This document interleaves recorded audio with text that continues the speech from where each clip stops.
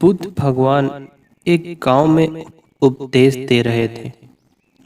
उन्होंने कहा कि हर किसी को धरती माता की तरह सहनशील तथा क्षमाशील होना चाहिए। क्रोध ऐसी आग है जिसमें क्रोध करने वाला दूसरों को जलाएगा तथा खुद भी जल जाएगा। सभा में सभी शांति से बुद्ध की वाणी सुन रहे थे, लेकिन वहां स्वभाव से ही अति क्रोधी एक ऐसा व्यक्ति भी बैठा हुआ था जिसे ये सारी बातें बेतुकी लग रही थी।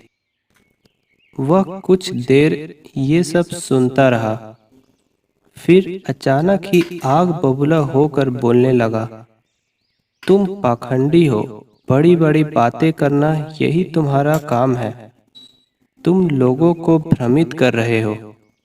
तुम्हारी ये बातें आज के समय में कोई मायने नहीं रखती। ऐसे कई कटु वचनों को सुनकर भी बुद्ध शांत रहे। अपनी बातों से न तो वह दुखी हुए, न ही कोई प्रतिक्रिया की। यह देखकर वह व्यक्ति और भी क्रोधित हो गया और उसने बुद्ध के मुंह पर थूक कर वहां से चला गया। अगले दिन जब उस व्यक्ति का क्रोध शांत हुआ तो उसे अपने बुरे व्यवहार के कारण पछतावे की आग में चलने लगा और वह उन्हें ढूंढते हुए उसी स्थान पर पहुंचा। पर बुद्ध कहाँ मिलते। वह तो अपने शिष्यों के साथ पास वाले एक अन्य गांव निकल चुके थे।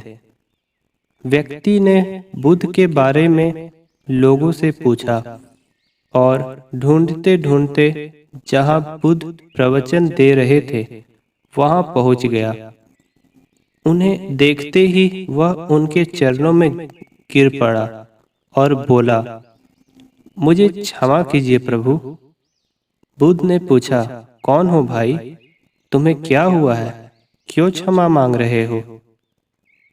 उसने कहा, क्या आप भूल गए, मैं वही हूँ जिसने कल आपके साथ बहुत बुरा व्यवहार किया था। मैं शर्मिंदा हूँ। मैं मेरे दुष्ट आचरण की क्षमा याचना करने आया हूँ। भगवान बुद्ध ने प्रेम पूर्वक कहा, बीता हुआ कल तो मैं वहीं छोड़कर आ गया और तुम अभी भी वहीं अटके हुए हो।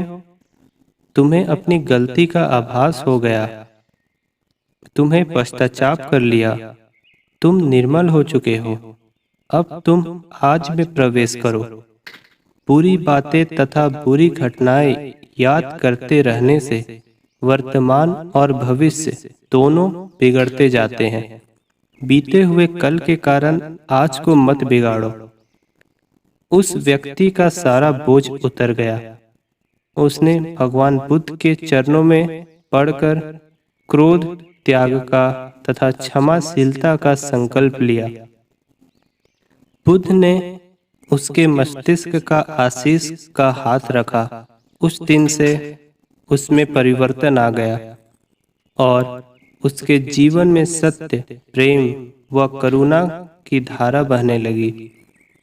मित्रों, बहुत बार हम भूत में की गई किसी गलती के बारे में सोचकर बार बार दुखी होते हैं और खुद को कोसते हैं। हमें ऐसा कभी नहीं करना चाहिए। गलती का बोध हो जाने पर हमें उसे कभी ना दोहराने का संकल्प लेना चाहिए और एक नई ऊर्जा के साथ वर्तमान को सुदृढ़ बनाना चाहिए।